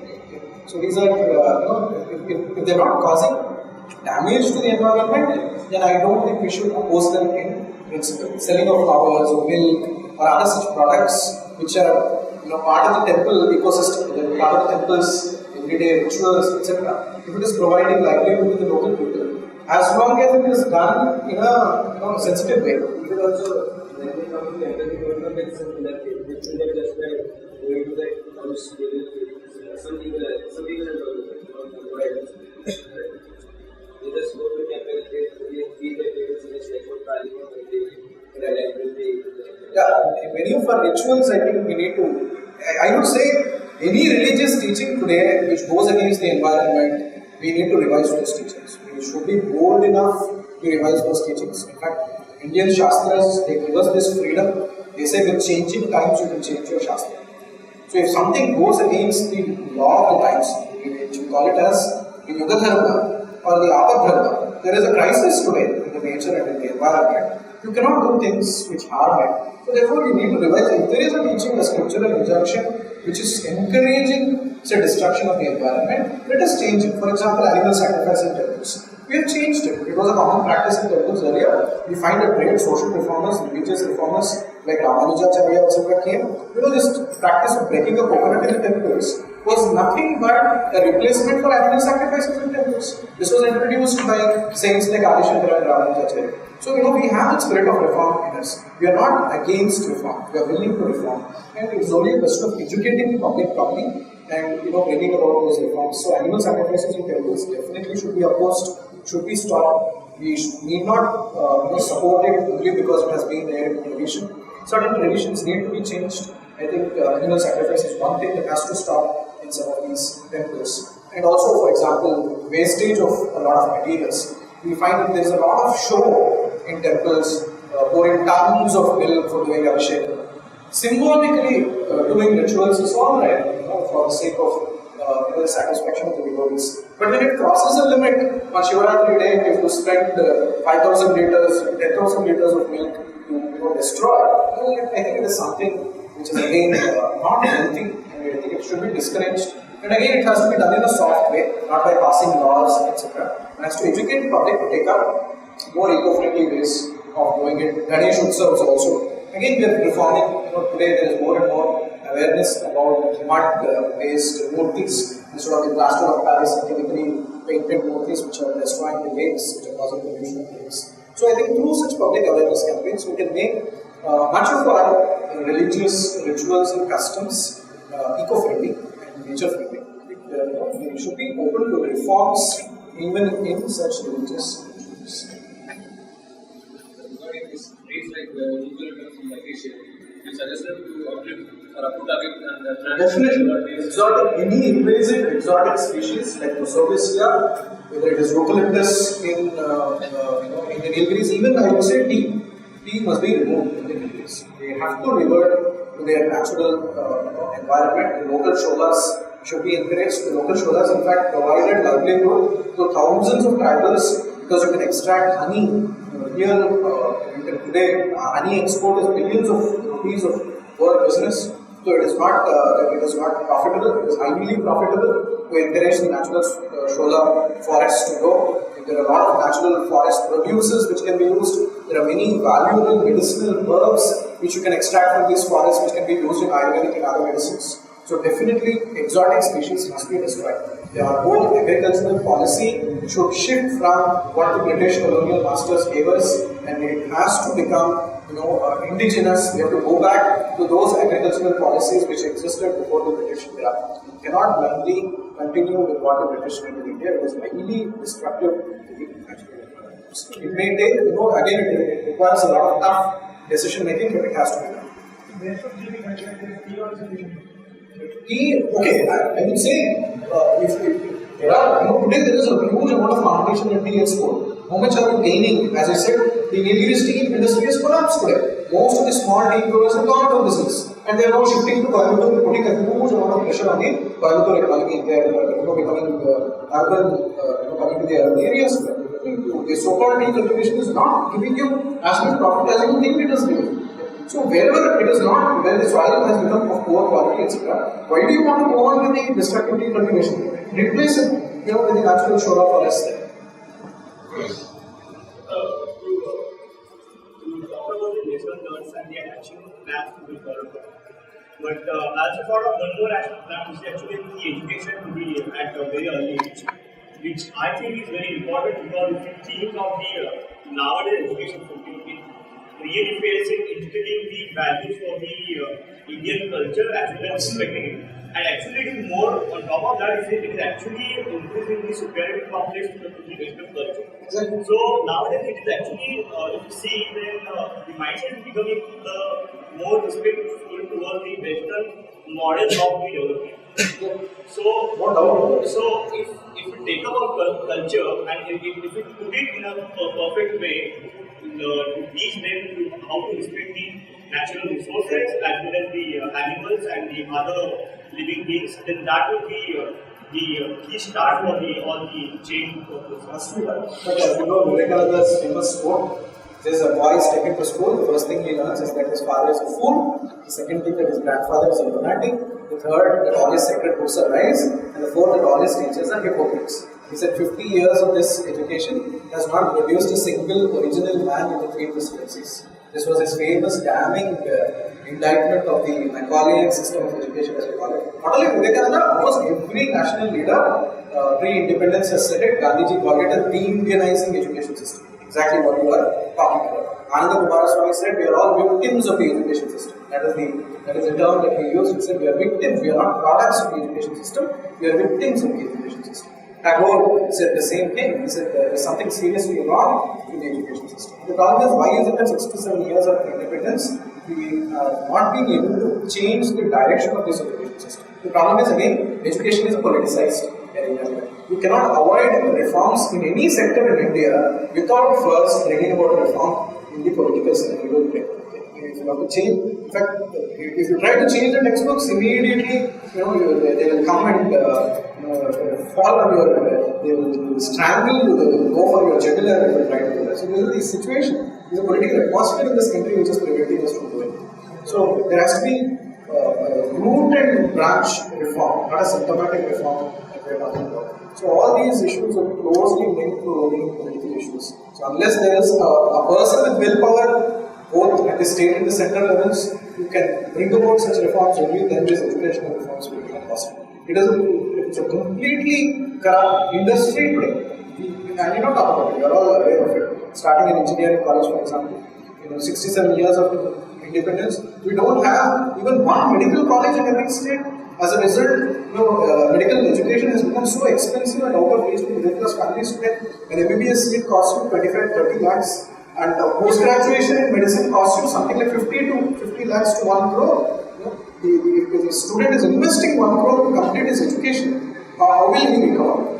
He has to recover it through unethical means. So the whole thing has become highly unethical, unsustainable. It is being sustained by the corrupt, for the corrupt, of the corrupt. And therefore, somewhere the system has to collapse. We are heading for a collapse because It does not allow anybody to reform it. People like Kiran Bedi who try to reform it are thrown out. People like Yuva Shakti Youth who stand up to it are thrown out. So it's a self-sustaining system. There has to be a collapse somewhere. We are heading for a collapse unless, of course, a change comes in root and branch reforms become possible through certain strong leaders. Otherwise, it's a long drawn out war. What I would say is, it's a very important issue that you have raised. The simple thing that we need to do is privatize education in this country. I don't believe that privatization of education is causing, let's say, commercialization of education. I think that problem, if can be tackled parallelly, privatization has to be in place. In what way? Not at the higher education level. I'm not talking about colleges and universities. I'm talking about schools. I would say that schools, more and more schools need to be set up, in fact, which are not dependent on the state or other kinds of funds. This is something that you can think of. Okay?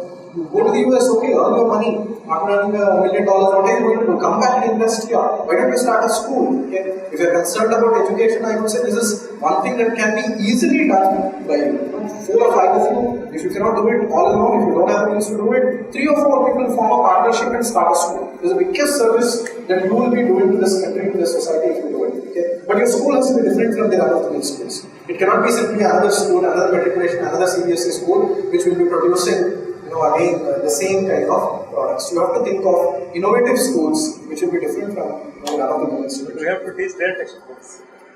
Have your own textbooks, create your own syllabus. Who stops you? Is it the insight into the Indian culture with the insight Yeah, he's been doing a lot of work. In fact, I've worked closely with him. As you know, Kothagiri is the place where we stayed together and worked for the protection of the Shola forests there. But again, you see, he has his own constraints. So many people have to join hands with him to make this possible. Alone, individual will not be able to reform the entire system.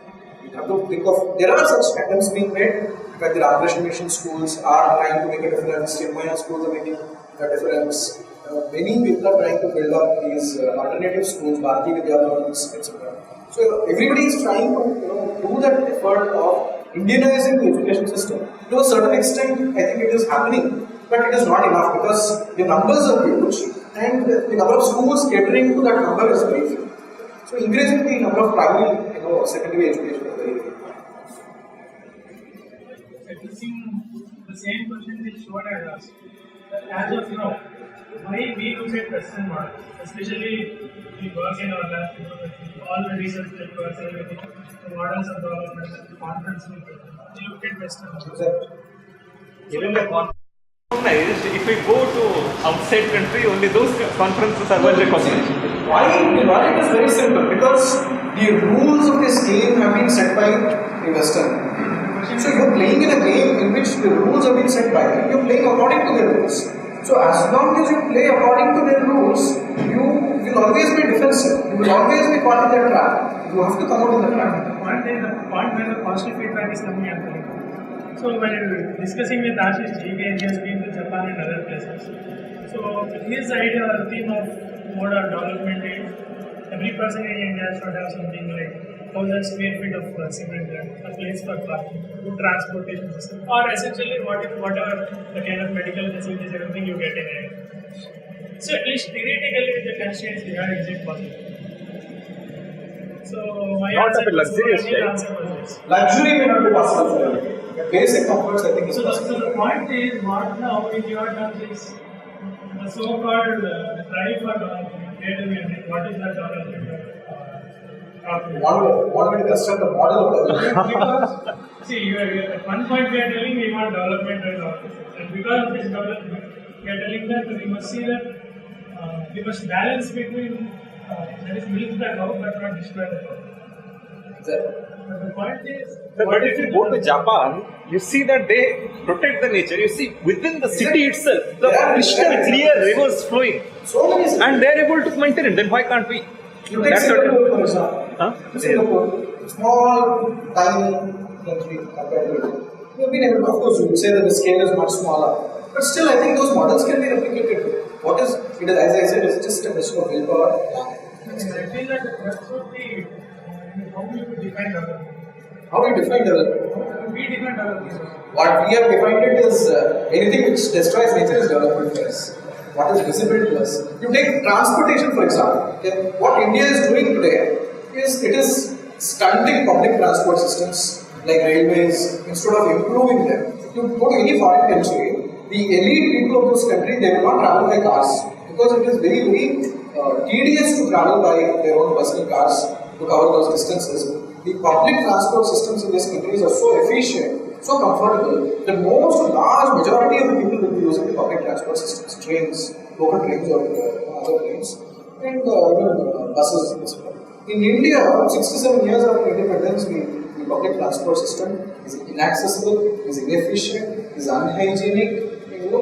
Instead you go on encouraging more and more cars, sales of cars. There's nothing but a corruption there. So just by improving, you see, the public transport system, you cut down on pollution, the amount of pollution that individual cars, etc. create. There will be a huge reduction in the kind of pollution that you see in many of the cities if the public transportation system improves. The other day that I posted on my Facebook profile, I was in a particular railway station. There was a huge crowd of migrant Bihari workers trying to get into the Ernakulam Patna Express. And the railway police was standing on the platform. The moment the train came, there was a scramble to get into the unreserved platform, and the police went around beating them black and blue, lathi charging. This is an everyday scenario which you will witness in the Chennai Central Railway Station, Coimbatore Railway Station, etc. What is this? When you look at this, you feel that as though you are living in British Raj. There are people who are unable to get into our own trains, and they are beaten because they have to suffer so much in order to board a train today. So it's monstrous. It is unacceptable. It is completely unacceptable. So there are simple solutions. I do believe. This is one example. Improving public transports, you will find that it is nature friendly as well as it contributes to the. We are having a separate ministry for railways. Still, we have to book 3 months ahead to go anywhere. So if a person thinks that he has corruption in booking it, you can't get tickets.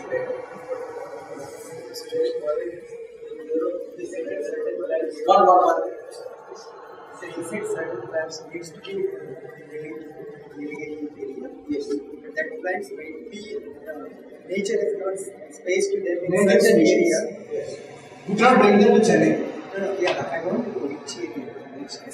This The entire Western Ghats region, the native species are called as the Shola. I'm not about Shola. Other plants. The exotic species. There are many exotic species which are invasive, which are in India. Another one I can tell you is lanternum. When you are walking on the roads, you will see a small flower, different types of colors, pink, yellow, violet, etc. And it will be very pungent smelling. This is an Australian species, and usually they come through some kind of transport ships. Their seeds would have arrived by ship, and the moment it lands here, if it finds the climate very conducive, it will start invading the entire land and destroy the native species. So lanternum is one, the solis is one, hyacinth. You find that most of our lakes today are completely choked by this exotic species called hyacinth. So government is struggling in removing these exotic species. Much of the fertile regions get destroyed by the invasion of these species. So there is a whole list of these species. You can visit the websites of the forest department, etc. There will be a list of these species. You can find out whether this place is good at any place in the world. Or we need to know them everywhere. No, the place from where they come from, their own natural environment, that particular species will be native to it. So lanternum will be native to Australia.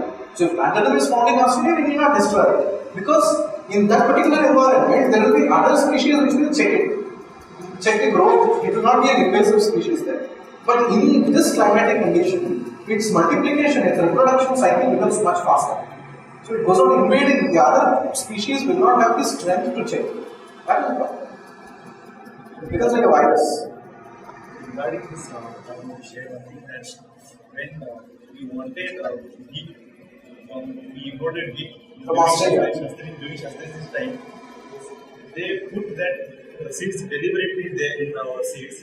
And that's why we see this, we call it, in our case we call it Congress. There is a conspiracy theory that I don't know about the validity of this conspiracy theory. But after that only we saw the sudden this number of the Congress. Possible. There could be a conspiracy, but we don't know unless we can prove that there has been a conspiracy. I have heard of a similar conspiracy that the British systematically destroyed the fertility of soil by spraying certain chemical agents. But we don't have proof for it, so I cannot support a certain theory unless I have evidence for it. But one thing is certain, and what they is using possibility, and what they do is in that role they did American say or but I feel like I don't think we should believe in, we need not give credit. See, what is more important is that we focus our minds on positive action. Whatever may have been the conspiracy, what prevents us from cleaning up the mess that we are in today? How long are we going to go on blaming others for the mess? And one more thing, I think when you go to Australia or US, you can't take any food item from India. So they don't allow anything. You don't think this is true because today, in fact, America, UK are importing most of the food items from India, whether it is basmati rice, whether it is vegetables. You find that Walmart and most of the supermarkets are filled with Indian food items because the buyers there, in fact, the foreigners, Americans and UK people, they prefer the Indian curries, spices today. One research, for example, done by Israelis showed that Indians have the lowest incidence of Alzheimer's disease. You know what is Alzheimer's disease? Memory loss. So as you grow older, your memory cells disintegrate and you'll have complete total memory loss. So they found that it is an epidemic in America. Almost 1 in 3 persons suffers from Alzheimer's by the time he reaches 50. So they found that amongst all world's countries, Indians seem to be the lowest in Alzheimer's. So they were very much surprised and they started doing the research to find out what is encouraging this. They found that turmeric, the simple turmeric, haldi, manjal which you use in your everyday cooking, is a very effective agent against Alzheimer's disease. That consumption of small amounts of turmeric every day can stop Alzheimer's disease. So today there is a craze for turmeric in the West today. You will find that Americans buy bottles of turmeric powder. They eat turmeric as though they are eating sugar because they are afraid of Alzheimer's disease today. So that is the kind of craze for Indian food items which we have today. So I don't think export of Indian food items is banned today. In fact, there is growing demand for Indian food items today. Maybe what you're saying is, in terms of commercial export of food items, their regulations are very strict. For example, you were talking about wheat import. Recently, just about 2 years ago, the Indian government imported 4,000 tons of wheat from Australia. And it was found that this wheat had been rejected by the Australian government because it was heavily infested with fungus and bacteria. And therefore, they did not want it. They bribed some babu in India and dumped it into the Indian markets. So this is how the common man in India suffers the worst kind of treatment when it comes to food items. We saw the controversy on the pesticides in Coca-Cola and soft drinks. Again, it was this down-to-earth group of Smita Narayan who brought it out. She showed that the same Coca-Cola and Pepsi, when they manufacture Coca-Cola and Pepsi in foreign countries, they ensure that the water is perfectly pure because the regulations of the local authorities are very stringent. Here, everybody is flexible, everybody can be corrupt. You can buy people with money here. So the pesticide content in the water used by Coca-Cola and Pepsi is very high in India. They go to Plachimada, you know the case of Plachimada. They extracted the entire water table in Plachimada. Plachimada became dry to such an extent that the Kerala High Court banned Coca-Cola in Plachimada. The entire unit had to be shut down. And now they have shifted to some area in West Bengal where they are again drilling water in the water table. So these multinational companies, again, problem is sometimes because they are not rooted in the local culture and environment, they have no respect for the nature, the local nature and the people there. So they simply look at it as a resource which has to be exploited. So water is a resource for me to be exploited. Let me consume the entire water as long as I can make profit out of it. I don't care about the effects of what I am doing. So this is a problem. The Indian regulations, I think that is what you meant. Introduction of this babool into Rajasthan is also Introduction of babool. Yeah, for the sake of the introduction of babool. Our problem is that wherever it grows, it will meet the growth of neem and all this. Right. See, there are certain species which are which destroy the quality of the soil. Even this marigold, this is an exotic species. It's not an Indian species. This orange flower which is sold in most of the flower markets today, which you use in your worship, etc. Is a highly destructive invasive species. If you grow marigold in the soil, the entire soil becomes acidic. You cannot grow any other species there. It's purely out of indifference, ignorance that we are doing this. So we just need to create a list of such invasive species. Don't buy them. Don't buy very good flowers, go for other flowers. The moment the demand for it stops, people will stop cultivating. About the typical Indian model of development, if you talk about, one thing is worship of the natural resources. But when there's one more point when they're implementing any kind of development or any kind of idea, they're thinking of the centuries after that, how that those things will affect the other, and how the upcoming people will be using that. So which we actually don't find nowadays. If you say the last 100 years, then a lot of change. The world which actually changed 10%, it has changed to 90% of the last 100 years. Which was because of the attitude of the utilizing the natural resources and not thinking of the next upcoming things which will affect the sustainable development. You take solar energy, for example. Most of the developed countries today, they depend more on such eco-friendly means of energy, like wind or solar energy, etc. Look at the case, the irony in India, we have the highest amount of sunlight compared to many of these Western countries, maximum amount of exposure to the sun. And we have not invested in tapping solar energy today, except again with the exception of Gujarat, which is investing in solar energy today. None of the other states are investing in solar energy. So it's a huge one waste of the natural resource that we have, natural source of energy that we have, and we are destroying the environment. Again, you see, these are very complicated issues because there are lobbies in India. For example, the petroleum lobby. It will not allow you to invest in any form of research which will help you to develop any form of energy which can become a threat to petrol and diesel. In fact, there are mafias which will kill you.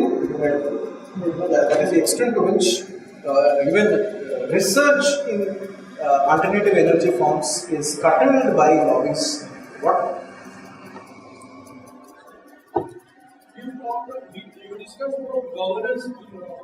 We considered that we compared it here with Japan, but they reserved it.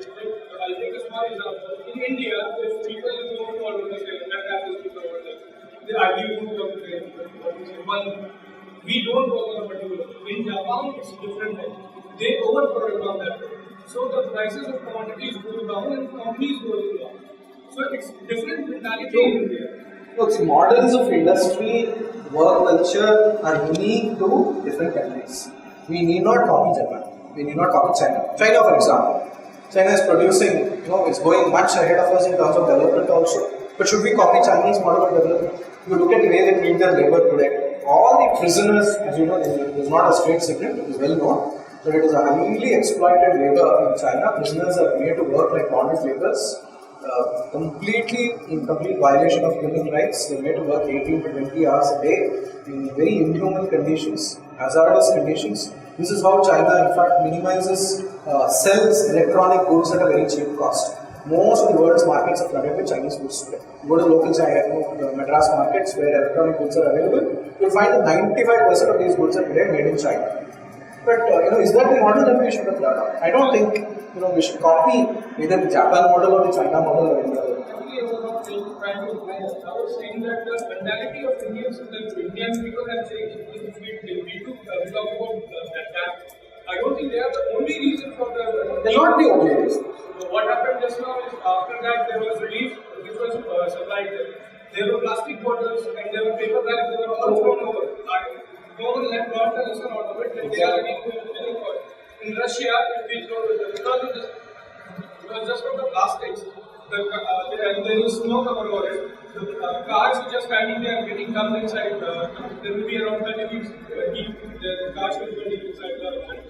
So this is because of plastics, not only the countries. So, and after that, when there was relief, before the army reached, for rescue, there were private people who were running private helicopters. They kicked off people who were trying to get inside the helicopters. Just because they didn't have the money, they charged 250 or 650 for water and for is it not the lack of humanity? We are asking people to be not human towards animals, but we are not human towards humans. In fact, the way the dead bodies were treated in Uttarakhand should shame the whole India. In fact, there was a case where two people were, this was reported, they went into a hospital morgue where the dead bodies of these traffic victims were kept. And one of them was carrying a sack. So the doctors became suspicious and he was caught, and when they opened the bag, they were shocked because it was stinking. There was a foul smell coming from this fellow. They found that the sack was full of fingers of people with gold rings. This fellow, because they did not have the time to remove the ring, they were taking knives, cutting off the hands, fingers of dead people and carrying those fingers in sacks and moving around. So this is the kind of creator of the people. Even in army, one argument was that there was a saying, he was carrying a heavy bag. So army person asked him that you can leave this bag, one man can get inside. He said, no, I don't leave it. He said, you have to. Then he started interviewing arguing, he took out the bag in his hand, it was having 1 crore rupee cash, plus obviously the gold ornaments of the people of bag. The cash was taken from an ATM bag, which was called because of that. As I said, you see, there's a very big problem with the mindset of the people. That's what I was trying to say. So theoretically, we worship, and in practice, we destroy. This is what has become. So this dichotomy has to be resolved. It can be done again only through education. You cannot pass laws to make a whole civilization more cultured.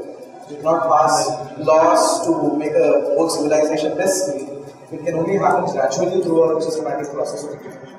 And because we have not invested in education in all these years, we are suffering the effects of it. So at least now, if we want to reverse those effects, we want a more refined civilization, we want a more cultured people to live here, we have to invest. It's a long-term investment. Thanks again, I think, behind schedule.